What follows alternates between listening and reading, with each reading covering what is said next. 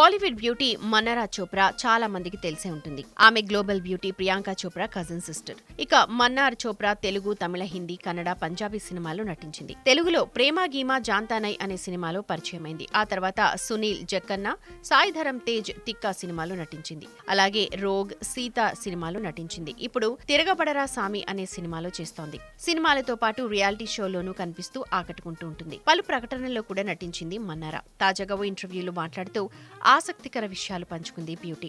ముఖం మీద మొటిమల కారణంగా ఓ పెద్ద అవకాశాన్ని కోల్పోయానని తెలిపింది.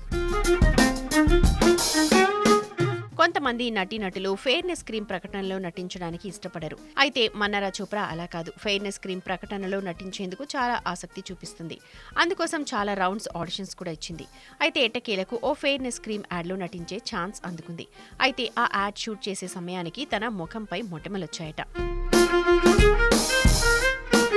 షూట్ కి ముందు రోజు రాత్రి తన నుదిటిపై మొటిమొచ్చిందని చెప్పింది. తెల్లవారుజామున 4 గంటలకు యాడ్ షూటింగ్ కి వెళ్లినప్పుడు మొటిమలు ఎక్కువయ్యాయి. తాను వాటిని కనిపించకుండా చేద్దామని ప్రయత్నించినా సాధ్యం కాలేదు. దాంతో తనను అక్కడి నుంచి పంపించేశారంది. ఇది తనకు చాలా బాధ కలిగించిందని, అదే తన జీవితంలో మొదటి రిజెక్షన్ అని మన్నారా చోప్రా చెప్పింది. ఆ రోజు మన్నారా చోప్రా ఇంటికి వెళ్లి కన్నీళ్లు పెట్టుకుంది.